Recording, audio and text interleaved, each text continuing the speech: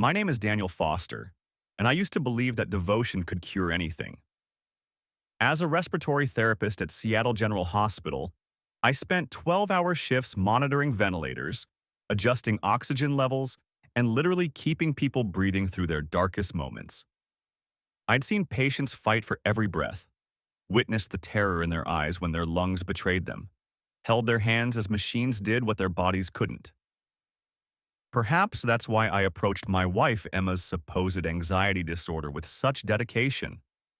I understood what it meant to struggle for air, even if I didn't understand that her gasps were just another performance in an elaborate show where I was both the audience and the fool. The story I'm about to tell you isn't one of those neat, clean betrayals where someone discovers an affair and files for divorce.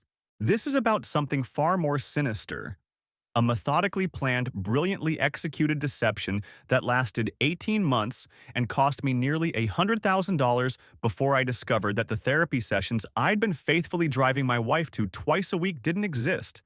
The therapist wasn't real, and the anxiety disorder that had reorganized our entire life was as fictional as the receipts she'd been forging.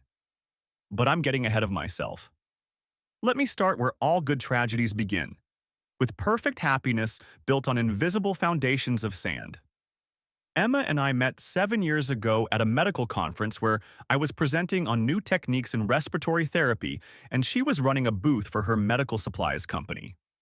She was brilliant, articulate, beautiful in that understated way that suggested depth rather than surface. We talked for 3 hours at the hotel bar that night, discussing everything from healthcare economics to our shared love of true crime podcasts. She laughed at my terrible medical puns. I was charmed by her business acumen. And by the end of the conference, we'd exchanged numbers with the kind of urgency that suggested we both knew we'd found something special. Our courtship was swift but not reckless. We dated for a year, moved in together for another year, then married in a small ceremony in her parents' backyard. Her father, a stern but kind contractor, had pulled me aside that day and said, "She's driven, my Emma, sometimes too driven. She needs someone steady like you, someone who can be her anchor." I'd taken those words as a compliment, a commission even. I would be Emma's stability, her safe harbor. What I didn't understand then was that anchors can be dragged by ships determined to sail into dangerous waters, and steadiness can be exploited by those who see reliability as weakness.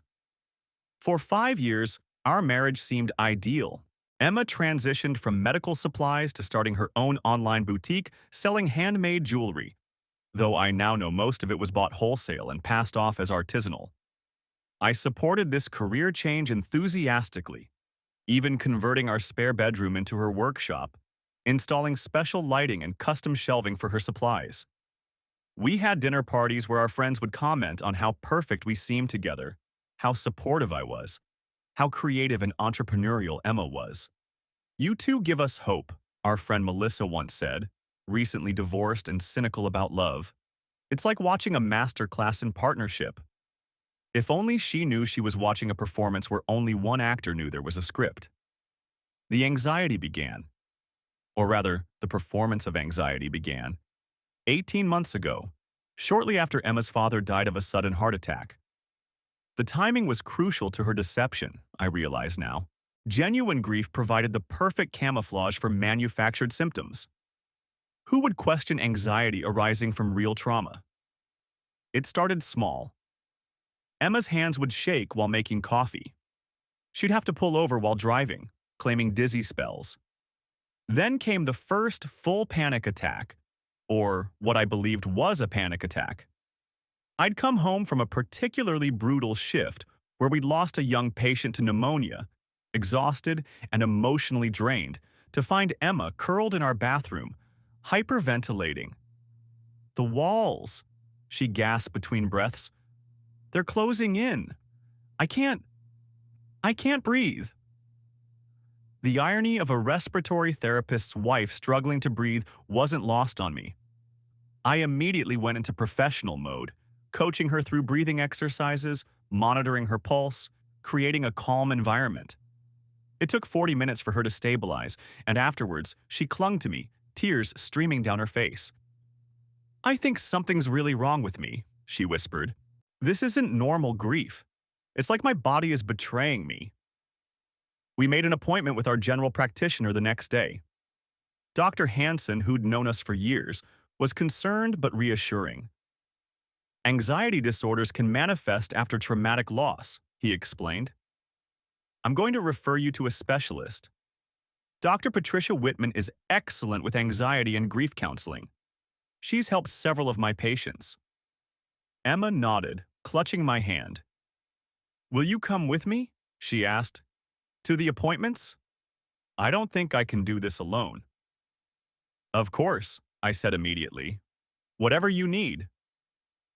Dr. Hansen's office provided the referral paperwork, which Emma took charge of, saying she'd handle the scheduling since she had more flexibility with her online business. Within a week, she announced she'd secured appointments for Wednesdays and Fridays at 2 p.m. Dr. Whitman says consistency is crucial in the early stages, Emma explained, showing me a professional-looking email confirmation. Twice a week for at least 6 months, then we can reassess. The cost was staggering, $275 per session, with insurance covering only $100 after our $50 copay. That meant $350 weekly out of pocket, $1,400 monthly, on top of our mortgage, car payments, and living expenses. My salary was good, but not infinite. We'll make it work, I told Emma when she fretted about the cost. Your mental health is worth any price. We can postpone the kitchen renovation, maybe skip the Hawaii trip this year. She kissed me then, deeply and gratefully. How did I get so lucky? She murmured against my lips. Most husbands wouldn't be this understanding. I now know she was already seeing Ryan at this point, had been for 6 months. Every grateful kiss was a mockery. Every thank you a twist of the knife she was slowly sliding between my ribs. The routine established itself quickly. Every Wednesday and Friday, I'd arrange to leave work early or have colleagues cover my patients. I'd drive home, pick up Emma. She claimed the anxiety made her feel unsafe driving, and take her to the Cascade Medical Building downtown. She'd given me the suite number, 412, and I dropped her off at the main entrance the first few times until she said she preferred I wait in the car. Seeing you leave makes me feel abandoned, even though I know you're just in the parking lot, she explained. Is it okay if you just wait? You could catch up on your journals or listen to those medical podcasts you like. So I waited. 90 minutes every Wednesday and Friday, parked in the covered garage of the Cascade Medical Building, listening to podcasts about lung diseases and new ventilator technologies, occasionally reading medical journals on my tablet, always watching the clock. Emma would emerge looking appropriately therapy-worn, slightly disheveled, eyes sometimes red. The careful makeup she'd applied before the session smudged or removed entirely. How was it? I'd ask gently, and she'd usually need a moment before answering. Hard, was the frequent response. We're working through some deep trauma. Dr. Whitman says I have more strength than I realize, but it doesn't feel that way. She'd often cry on the drive home, silent tears that she'd dab with tissues she kept in her purse. I'd reach over at red lights to squeeze her hand, trying to communicate support without words. Sometimes she'd describe breakthrough moments, realizations about her relationship with her father, connections between childhood experiences and current fears, insights into patterns of behavior she wanted to change. The details were impressively specific. She'd reference therapeutic techniques, EMDR, cognitive behavioral therapy, exposure therapy, with enough accuracy to be completely convincing. She'd mention homework assignments, Dr. Whitman had given her, worksheets she'd complete in her office that I occasionally glimpsed, covered in her handwriting. Dr. Whitman wants me to keep a feeling journal, she announced one evening, showing me a leather-bound notebook. I'm supposed to write down my emotions as they happen, without judgment. I watched her write in it religiously, filling pages with what I thought were honest emotional explorations, but were actually props in her elaborate production. I later found that journal during the divorce proceedings.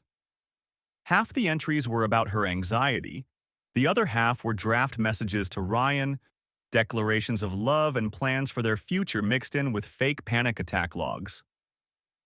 Meanwhile, our life reorganized around her condition. We stopped going to crowded restaurants because they triggered her anxiety. We declined invitations to parties explaining that Emma wasn't ready for large social gatherings. I took over all the grocery shopping because she claimed fluorescent lights and crowds sent her into panic spirals. Our friends understood, praised me for being so supportive, told Emma she was brave for seeking help. "You're so lucky to have Daniel," our friend Kate told Emma at one of the few dinners we still attended. "My ex-husband thought therapy was for weak people. Daniel really gets it." Emma squeezed my hand under the table. "I know," she said, looking at me with what I thought was genuine love. "He's saved my life." The financial strain grew. Beyond the therapy costs, Emma claimed she needed various supports for her anxiety. A weighted blanket, $200, a light therapy lamp, $150, meditation apps, $15 monthly, aromatherapy diffusers and essential oils, $300, books on anxiety management, $200, online courses for anxiety relief, $500, a special ergonomic chair for her office where she could feel grounded, $800. I paid for everything without complaint, often working extra shifts to cover the costs. 12-hour days became 14. Weekend shifts became normal. I was exhausted, but Emma's apparent improvement motivated me. She was sleeping better, her panic attacks seemed less frequent, and she'd started talking about the future again. "Dr. Whitman thinks I might be ready to start reducing sessions by spring," she told me 6 months in. "Maybe down to once a week, then twice monthly. I'm making real progress, Daniel." I was so proud of her. I'd tell my colleagues about her bravery, her commitment to healing. They'd share their own stories of family members struggling with mental health, and we'd bond over the challenges of supporting loved ones through invisible illnesses. My supervisor, Janet, whose daughter had severe depression, was particularly supportive.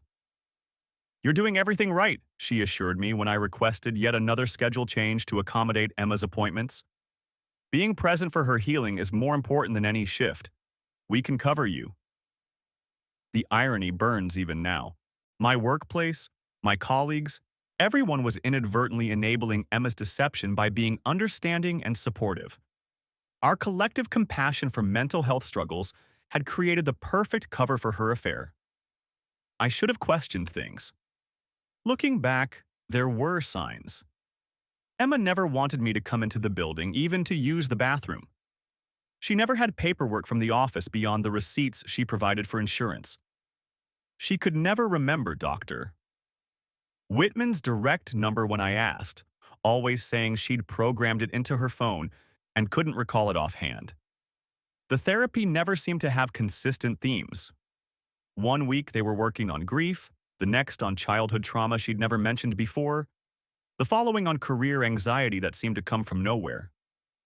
But I trusted her. Completely. Blindly. Fatally.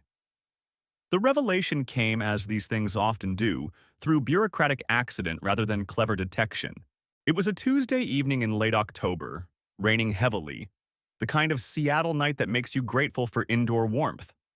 I was paying bills online, mechanically moving through our monthly expenses, when I noticed our insurance had denied the last 6 therapy claims. The denial reason was simple: provider not found in network. I assumed it was an error. Insurance companies made mistakes constantly. But something made me call immediately rather than waiting for business hours. Maybe it was instinct. Maybe it was the universe finally throwing me a rope as I dangled over the cliff of ignorance. After 40 minutes of holds and transfers, speaking to 3 different representatives, I reached someone who could explain the denials. "I'm showing multiple claims submitted for a doctor. Patricia Whitman," the representative said, her keyboard clicking audibly through the phone. but we have no provider by that name in our network. Actually, Mr. Foster, I'm not finding any doctor. Patricia Whitman in the entire state of Washington. Are you certain that's the correct name? My chest tightened, a sensation I recognized from watching patients struggle to breathe, but now felt from the inside. That's what's on all the receipts. She has a website. I've seen it. Could you provide that web address? I'll check our provider database. I pulled it up on my phone. I'd bookmarked it months ago when Emma first started therapy. The site loaded perfectly. Professional design, serene colors, testimonials from recovered patients, Dr. Whitman's credentials prominently displayed. I read the URL to the representative. Sir, I'm unable to access that website. It's showing as non-existent on my end. You might want to verify this provider's credentials directly with the state medical board. After ending the call, I sat in our home office, rain pattering against the windows, staring at the website that existed on my phone, but apparently nowhere else. With shaking fingers, I typed the URL into my laptop. Error 404, page not found. I tried another browser. Same result. I tried my tablet. Nothing. But on my phone, on the device where Emma had first shown it to me, where she'd insisted I bookmark it in case of emergencies, it still displayed perfectly. My medical training kicked in. Differential diagnosis. When symptoms don't match expectations, you investigate systematically. I searched the Washington State Department of Health's license database for Dr. Patricia Whitman. No results. I expanded to Oregon, Idaho, California. Nothing. I checked the American Psychological Association, the National Register of Health Service Psychologists, even alternative therapy certifications. Dr. Patricia Whitman didn't exist anywhere except on the website that only seemed to work on my phone. I examined the receipts Emma had been providing, spreading them across my desk like evidence in a crime I was only beginning to understand. They looked legitimate. Professional letterhead, proper medical coding, the right formatting. But the phone number, when I dialed it from our landline, went to a generic voicemail that had never been set up. When I called from my cell phone, it rang once and went to a professional-sounding recording. You've reached the office of Dr. Whitman. Please leave a message.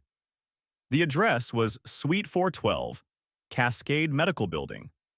I knew that building well. Several colleagues had practices there. With my heart pounding, I called James Clark, an orthopedic surgeon with an office on the 3rd floor. It was late, but James often worked evening hours. Hey, James, quick question. Do you know who's in Suite 412 in your building? There was a pause. 412. That's been vacant for over 2 years, Daniel. Building management's been trying to lease it, but the rent's too high for most practices. Why do you ask? Just, someone mentioned it. Thanks, James. I hung up before he could ask more questions. My hands were shaking now, not with anxiety, but with the first stirrings of rage. 2 years vacant. Emma had been going to therapy in an empty office for 18 months, except she hadn't been going to therapy at all. I sat back in my chair, mind racing through 18 months of Wednesdays and Fridays. Where had she been for 3 hours twice a week? What had she been doing with the money? Our money. Money I'd earned through extra shifts and exhaustion. And how had she maintained such an elaborate deception for so long? That night, Emma made salmon with asparagus, my favorite meal. She chatted about her therapy session from the previous Friday, describing a breakthrough about her fear of abandonment stemming from her father working long hours during her childhood. Dr. Whitman says I project that fear onto you, she explained, not meeting my eyes as she served my plate. That's why I get anxious when you work late. It's not rational, but trauma rarely is. That's insightful, I managed, my voice surprisingly steady. Dr. Whitman sounds very perceptive. Emma smiled. She really is. I'm so lucky we found her. I don't know where I'd be without her help, without your support. She reached across the table to take my hand. Her fingers were warm, soft, familiar. I'd held those hands through what I thought were panic attacks, had kissed them when they shook with what I believed was anxiety. Now I wondered what else those hands had done, what lies they'd written, what deceptions they'd crafted. "I love you," she said, squeezing gently. "I know this has been hard on you too, financially and emotionally. But I'm getting better. We're going to be okay." "I love you too," I replied automatically, the words ash in my mouth.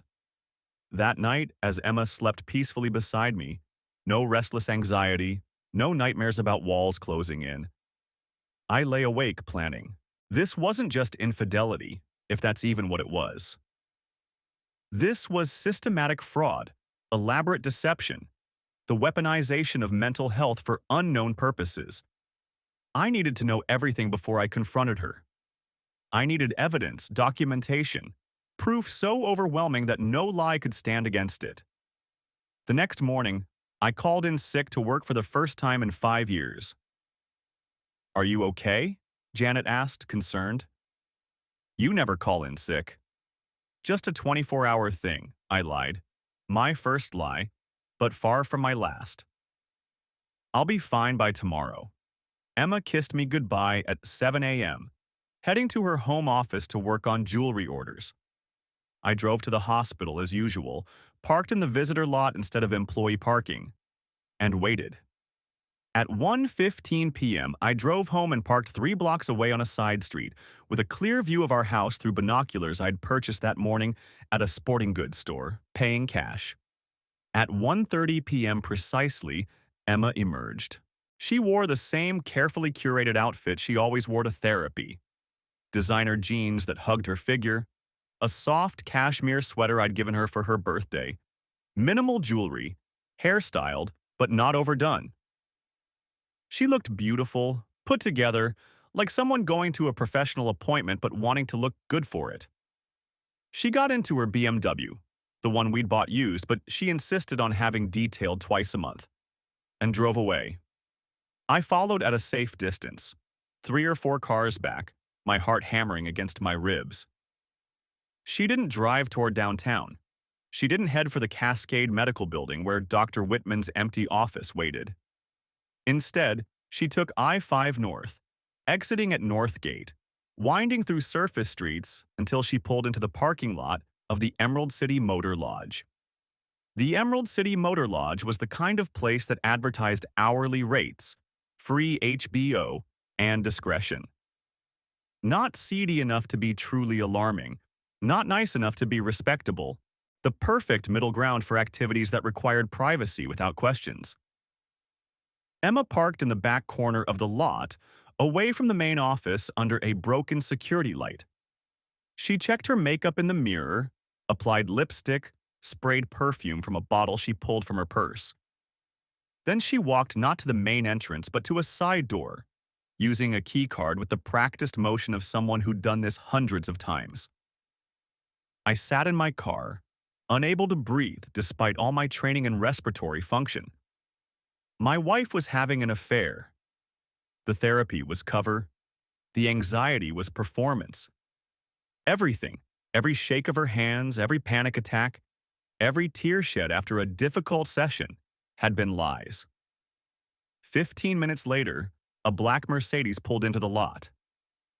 The driver parked near Emma's car, and even from a distance, I could see him checking his appearance in the mirror, straightening his tie, running fingers through his hair. He was tall, athletic, maybe 35, wearing a suit that probably cost more than I made in a month. He walked to the same side entrance, used his own key card, and disappeared inside. I waited 5 minutes that felt like hours, then got out of my car with the small camera I'd also purchased that morning. The lobby clerk, a young man with facial piercings and visible disinterest in his surroundings, didn't look up from his phone when I walked past.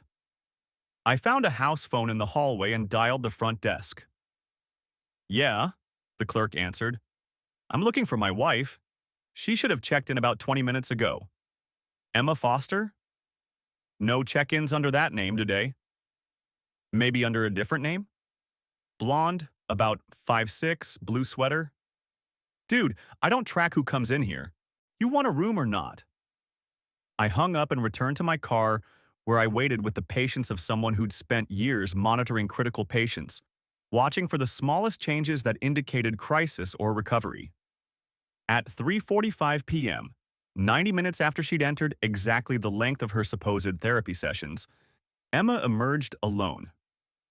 She looked exactly as she always did after therapy, slightly disheveled, her makeup touched up but not perfect, her expression carrying that particular exhaustion that follows emotional work. She sat in her car for exactly 10 minutes, the same 10 minutes she always needed to decompress after difficult sessions, before driving away. I followed her home, watched her park in our driveway, saw the lights go on in our kitchen, heard NPR start playing from the radio she always turned on when preparing dinner. When I walked in 30 minutes later, she was chopping vegetables for stir-fry, humming along to a story about climate change. "How are you feeling?" she asked, kissing my cheek. "Janet called to check on you." Such a sweet boss. "Better," I said. "Must have been something I ate." "You work too hard," she said, returning to her vegetables. "Maybe you should take a real sick day sometime, not just when you're actually ill. Mental health days are important too." The irony was so thick I could have performed a tracheotomy on it. "How was therapy today?" I asked, pouring myself a scotch I desperately needed. "Intense. We did EMDR today. That's the eye movement thing I told you about. Dr. Whitman had me recall the moment I found out Dad died while following this light bar with my eyes. It's supposed to help reprocess traumatic memories. I actually threw up afterwards. It was so emotionally overwhelming."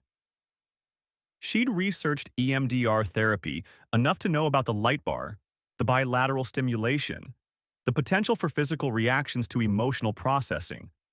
Her performance was Oscar-worthy. "That sounds difficult," I said, sipping my scotch. "But brave." "You're so brave, Emma." She smiled sadly. "I don't feel brave. I feel broken." "But Dr. Whitman says that's normal at this stage. She says I'm actually ahead of where most patients are at 18 months. 18 months of lies. 312 hours of deception. $94,000 in theft, because that's what it was. Theft. Over the next 2 weeks, I became someone I didn't recognize. I called in sick repeatedly, following Emma to every appointment. The pattern never varied. Emerald City Motor Lodge, room 237, always the same man arriving 15 to 20 minutes after her. I photographed everything. Her entering, him entering, both leaving separately. Time stamps, date stamps, location stamps on everything. On the third surveillance, I positioned myself where I could see into the parking lot better and got clear photos of his license plate. On the fourth, I managed to capture him on video, his face clearly visible as he checked his phone before entering. Meanwhile, at home, I played the devoted husband with increasing skill. I asked about her therapy progress, listened to her describe techniques and breakthroughs, even suggested she might want to increase sessions if she felt she was making such good progress. "That's sweet," she said, "but Dr. Whitman thinks twice a week is the right frequency. Too much therapy can actually be counterproductive. You can become dependent on it rather than developing your own coping skills." She'd thought of everything, had an answer for every possibility, a lie for every question. After 2 weeks of surveillance, I hired a private investigator. Harry Moss was a former Seattle PD detective who'd gone private after 20 years on the force. He came recommended by a divorce attorney I'd consulted, one of 3 I'd seen paying cash, giving slightly different versions of my story to understand my options. "I need to know everything about this man," I told Harry, sliding him the photos and videos. "And I need documentation of their relationship that will hold up in court." Harry looked at the materials with professional detachment. "Affair?" "Affair disguised as therapy sessions.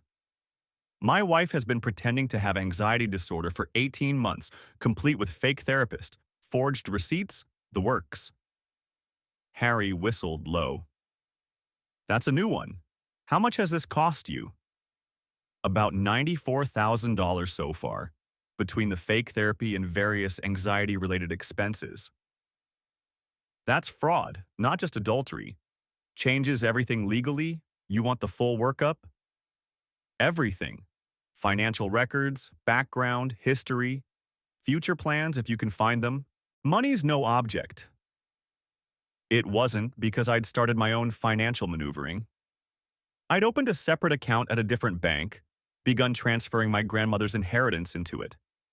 I'd documented every asset we owned, photographed every item in the house, created detailed spreadsheets of our finances going back 3 years. If Emma was going to war, I was going to be better armed. Harry called 3 days later. Can you meet? What I found? You need to see this in person. We met at a Starbucks in Fremont, far from both my hospital and our home. Harry had a thick folder and a tablet full of digital files. Your wife's boyfriend is Ryan Morrison, he began. 36, married, 2 kids, aged 8 and 6. He's a marketing executive at Technova, a startup that's about to go public.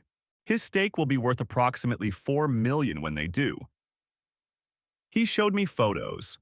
Ryan with his family at what looked like a school event, his wife pretty but tired-looking, his children in private school uniforms. They met 2 years ago at the Pacific Northwest Small Business Summit. Your wife was a speaker on digital marketing for artisan businesses. Morrison gave the keynote on disruptive marketing in the digital age. According to hotel records, they shared a room the second night of the conference. 2 years.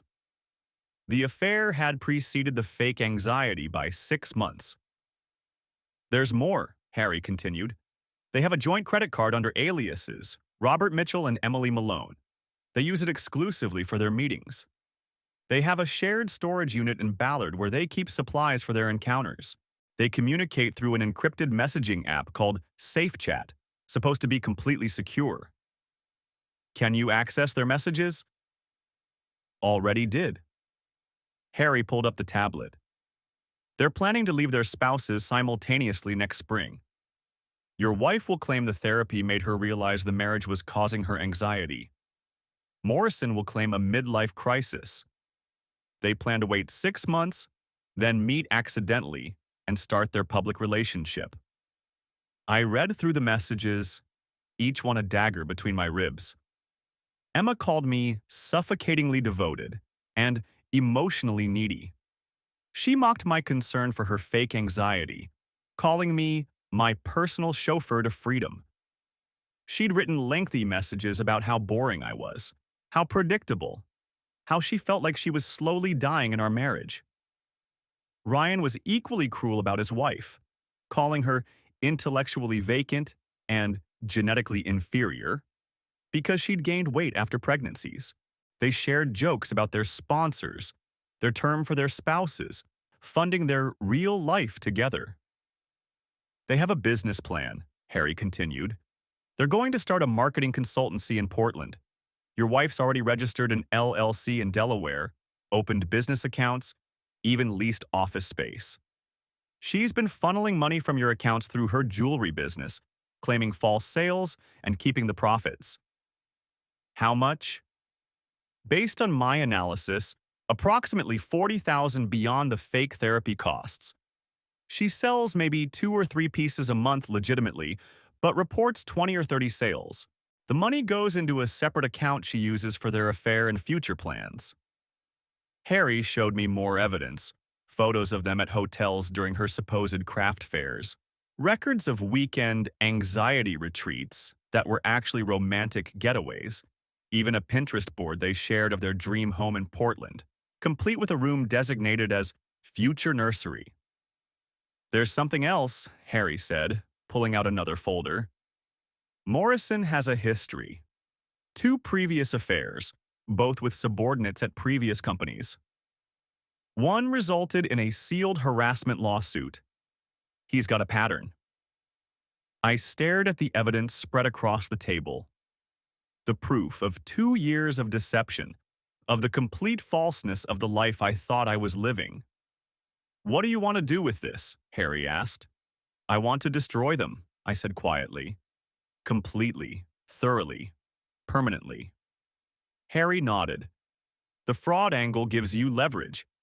This isn't just divorce. It's criminal. But if you're going nuclear, you need to be strategic. His company's IPO is in 3 weeks. If this comes out before then, his $4 million turns to nothing." "Exactly. And your wife's fraud becomes very public, very criminal, very prosecutable."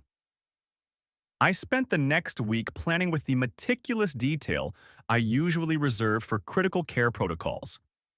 I created information packages for specific recipients: Emma's parents, Ryan's wife, his investors, their employers, even the medical board regarding the impersonation of a healthcare provider. I scheduled emails to send simultaneously. I prepared physical packages to be delivered on the same day. I created anonymous accounts to ensure certain information reached social media at precisely the right moment. Everyone would learn everything at once, leaving no time for damage control or narrative spinning. I also prepared for my own exit. I transferred funds to my personal account, documented all marital assets, consulted with the 3 divorce attorneys to understand different strategies. I arranged to take a week off work, telling Janet I needed to support Emma through an intensive therapy program. "She's so lucky to have you," Janet said. "The way you've stood by her through this anxiety disorder, it's really admirable." The day of reckoning was a Wednesday, 3 days before Ryan's IPO was set to close. I woke at 5 a.m., made coffee, and sat in our kitchen watching Emma sleep through the bedroom doorway. She looked peaceful, content, not a trace of anxiety on her face. Because there never had been any anxiety. Every trembling hand, every hyperventilated breath, every tear, all performance. At 7 a.m., she woke, showered, joined me for breakfast. She reminded me about her 2 p.m. appointment, asked if I could drive her as usual. "It's going to be a tough session," she said, touching my hand.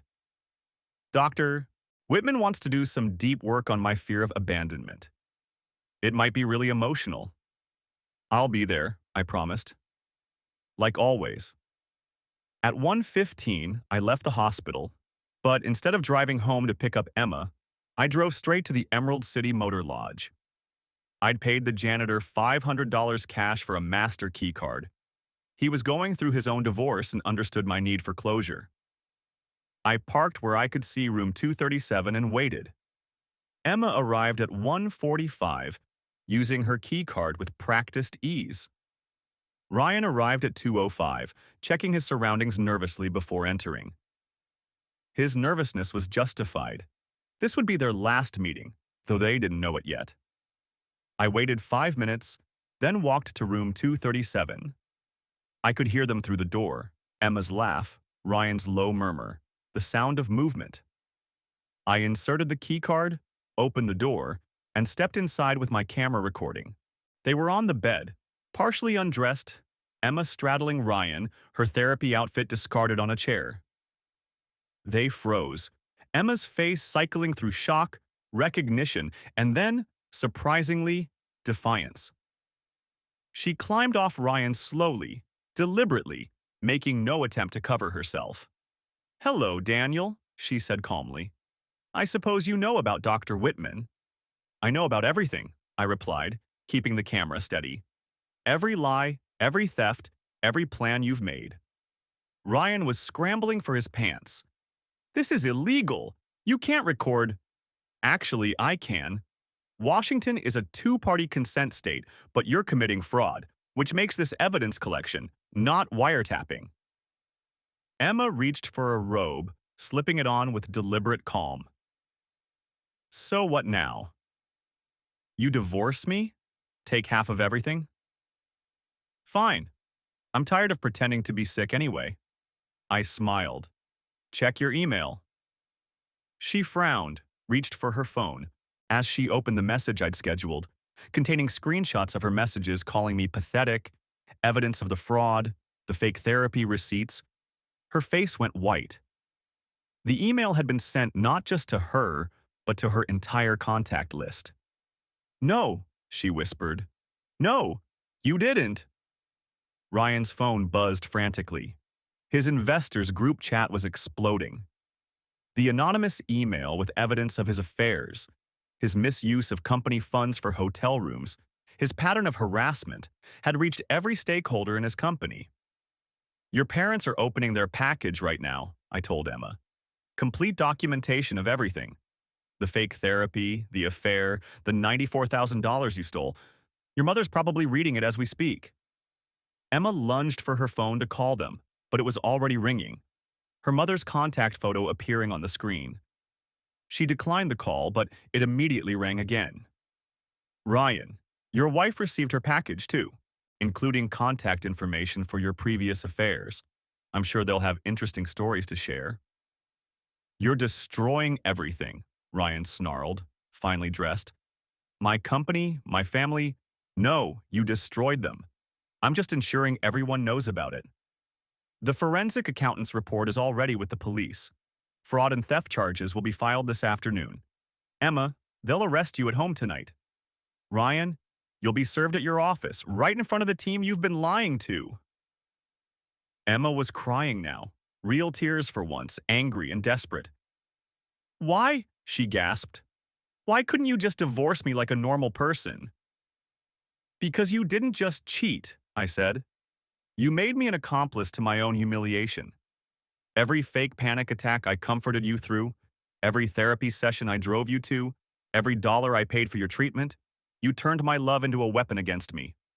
You made me grateful for the opportunity to help you betray me. That level of cruelty doesn't get a civilized response." My phone buzzed with messages from colleagues who'd received my email explaining everything. Support, shock, offers to help. Emma's phone rang incessantly. Ryan's showed dozens of missed calls. "The divorce papers are on the kitchen counter," I said. "Sign them today. You get nothing. No house, no savings, no alimony. The forensic accountant documented $94,000 in theft. Pay restitution or face prison. Your choice." I turned to Ryan. "Your IPO is dead. Your marriage is dead. Your career is dead. Those NDAS from your previous affairs, they have whistleblower clauses for criminal activity. Expect lawsuits by Monday." I pocketed my camera and walked to the door, then paused. "Oh, and Emma? Dr. Whitman wanted me to tell you, your treatment is officially terminated. No more Wednesday sessions." I left them in the ruins of their deception and walked to my car, hands shaking with adrenaline. My phone showed dozens of messages, but I ignored them all except one. A text from Emma's mother. "I'm sorry, Daniel. We failed you both. She's not the daughter we raised." The next 48 hours unfolded like dominoes falling in perfect sequence. Emma was arrested at our house that evening, led away in handcuffs as neighbors watched from windows and doorways. Someone filmed it, and by midnight, it was on local news websites. Seattle woman arrested for fraud after faking therapy to cover affair. Ryan's investors withdrew within hours of receiving the anonymous email. His company, unable to secure emergency funding, began collapse procedures the next day. His wife had him served with divorce papers at his office, in the middle of an emergency board meeting about the scandal. Security escorted him out with a box of personal items while his colleagues watched in shock. The tech community's reaction was swift and brutal. Ryan's LinkedIn disappeared overnight. His name became toxic in Seattle startup circles, a cautionary tale about due diligence and morality clauses.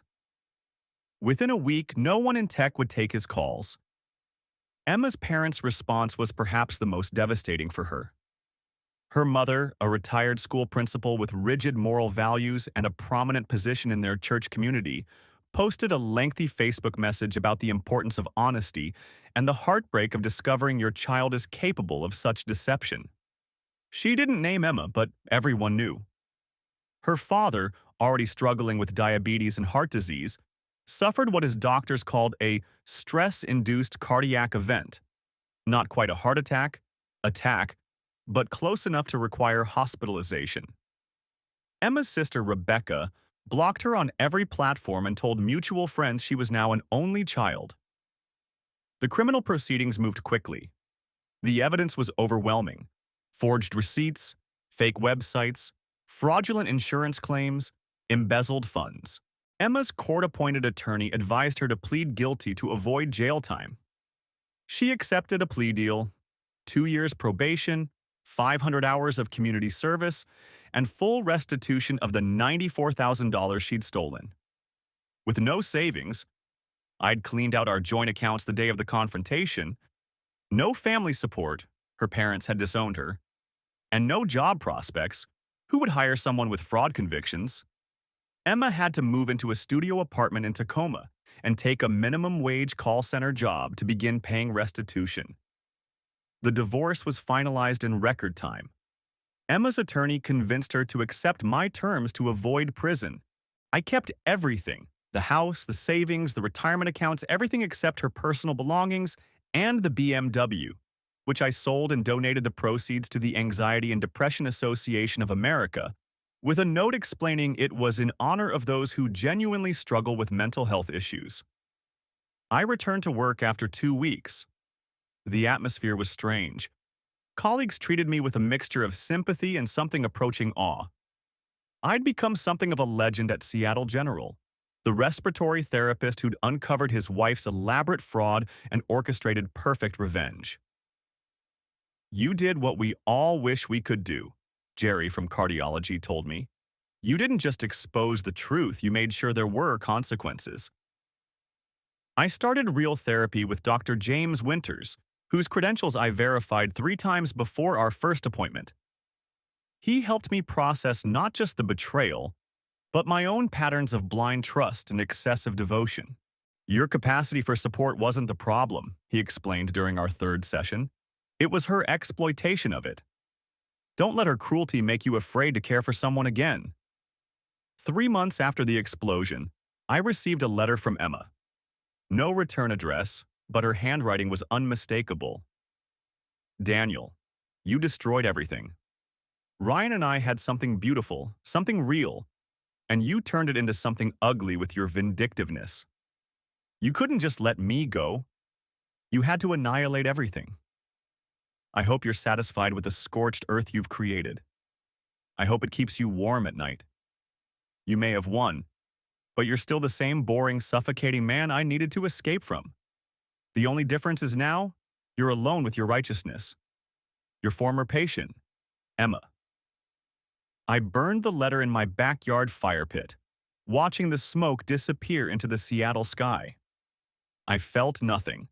Not satisfaction, not regret, just the empty peace of concluded business. 6 months later, I sold our house.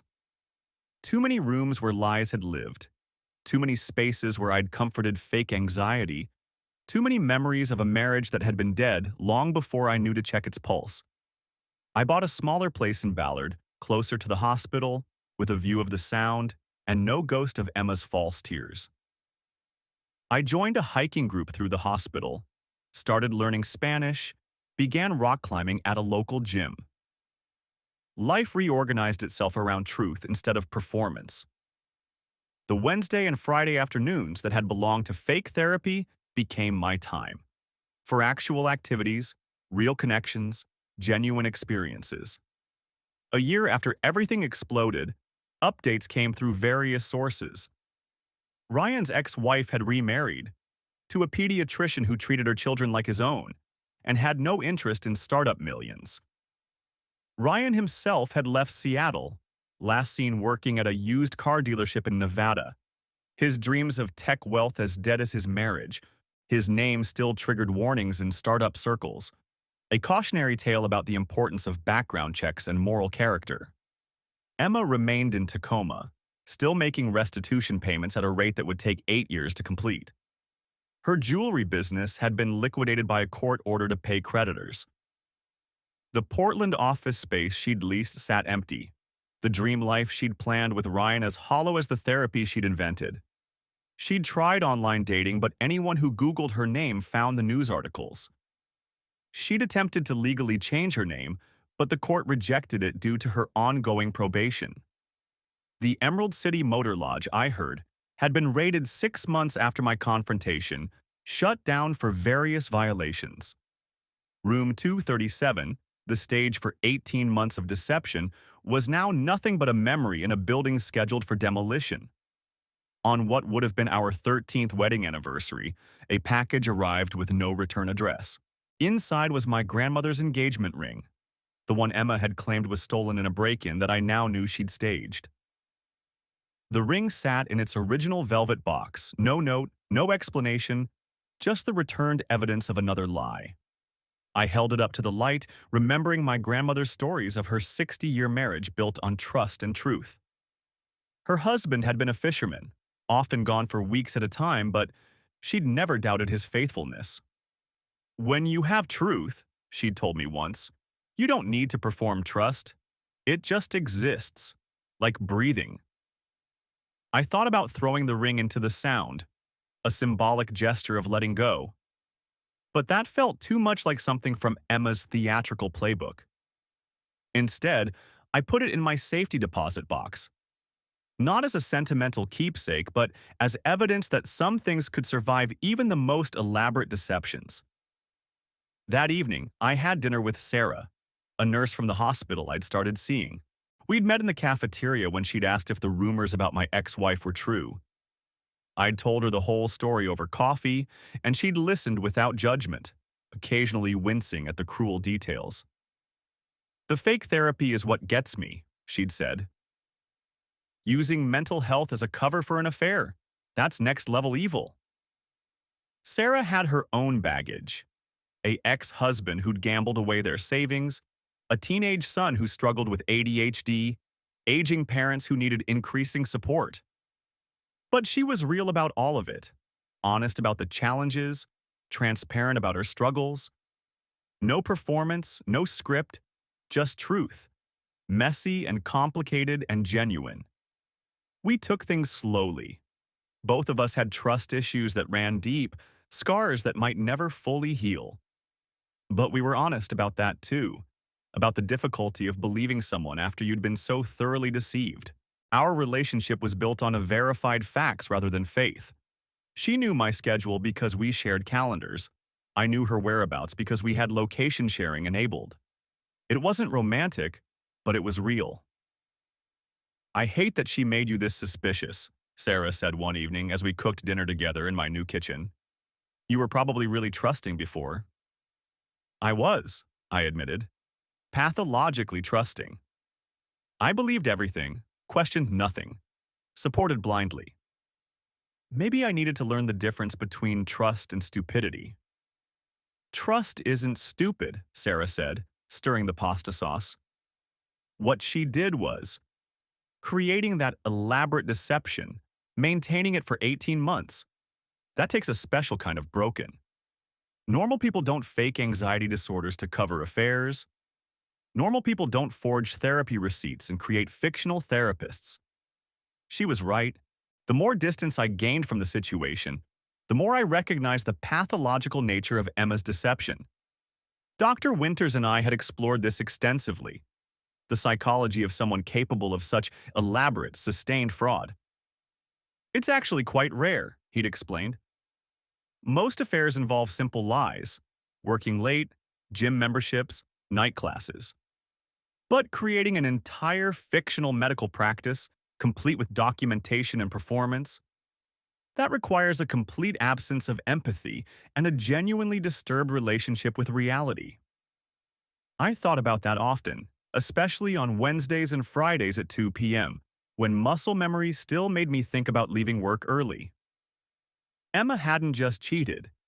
She'd created an alternate universe where she was a struggling patient deserving of support rather than a calculating adulteress stealing money and time. She'd preferred that fiction to reality so strongly that she'd maintained it for 18 months without a single break in character. The hospital had become my refuge after the divorce. Work was straightforward. Patients needed to breathe. I helped them breathe. There was no deception in lung function, no performance in oxygen saturation levels. The machines I worked with didn't lie. The readings were what they were. After 18 months of manufactured symptoms, I found deep comfort in real medical distress that could be measured, verified, and treated. My colleagues had stopped treating me like a curiosity and begun seeing me as someone who'd survived something extraordinary. New hires heard my story as a cautionary tale about trust, and I became an unofficial resource for anyone going through relationship troubles.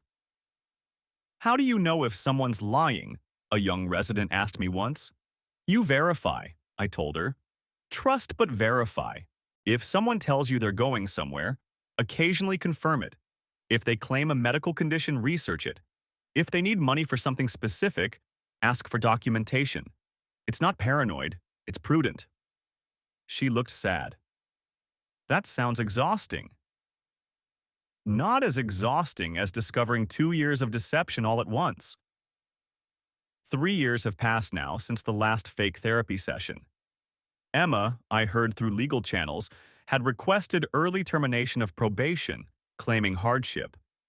The request was denied. She still owed $60,000 in restitution, still worked at the call center, still lived in the same Tacoma studio apartment. Her parents hadn't spoken to her since the arrest. Her sister had gotten married and didn't invite her. The life she'd planned with Ryan, the Portland office, the marketing consultancy, the dream home, the future children, existed only in the digital artifacts Harry had shown me. Screenshots of a fantasy built on theft and lies. Ryan had tried to resurrect his career several times. He'd started a marketing blog under a pseudonym, but someone always discovered his identity and posted about his history in the comments. He'd attempted to launch a consulting firm, but background checks killed every potential client relationship.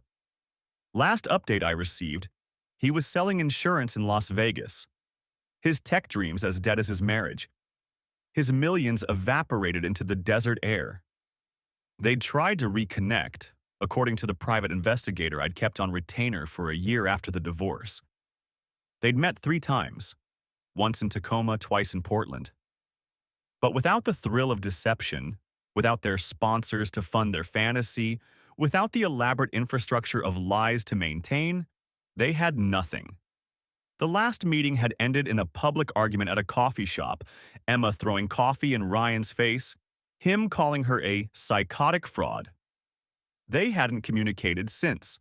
That detail brought me the closest thing to satisfaction I'd felt since everything exploded. They'd destroyed multiple lives for a relationship that couldn't survive exposure to reality. Their beautiful love story had been entirely dependent on the darkness of deception. In the light of day, they were just 2 liars who couldn't stand the sight of each other's true face. I've built a new life on the ashes of the old one. Sarah and I moved in together last month, into a house neither of us had lived in before, with no memories except the ones we're creating. Her son, Tyler, calls me Daniel and asks me medical questions about his sports injuries. It's comfortable, real, free of performance. We go to actual couples therapy once a month, with a verified therapist whose credentials I've checked multiple times. Not because we have major issues, but because we both carry enough scar tissue to recognize we need professional help navigating a relationship after betrayal. Our therapist, Dr. Martinez, finds our mutual paranoia both sad and understandable. "You both verify everything," she observed during a recent session. "Every appointment, every expense, every story. It's exhausting but necessary for you right now. Trust will rebuild slowly, like scar tissue. It won't look the same as before, but it can be just as strong." Sarah and I laughed about it later. 2 people so damaged by deception that we screenshot our location when we say we're at the grocery store. But it works for us.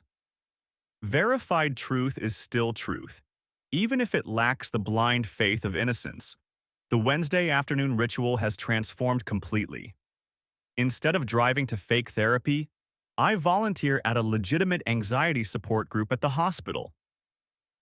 I help people who genuinely struggle with panic attacks, whose hands really shake, whose fear is authentic rather than performed. It feels like penance for the resources Emma stole from people who actually needed them, One woman in the group, hearing my story, said something that stayed with me. Your ex-wife didn't just betray you. She betrayed all of us who really struggle with anxiety. She made it harder for us to be believed, to get support, to be taken seriously. Her performance turned our reality into something suspicious. She was right. Emma's elaborate fraud had ripples beyond our marriage, beyond even the people directly hurt by her deception. Every person with real anxiety who faced skepticism, every spouse who questioned genuine mental health struggles, every insurance claim scrutinized more carefully, they were all collateral damage from her 18-month performance. That's why I tell my story when asked, why I don't minimize what happened or protect Emma's reputation with polite vagueness.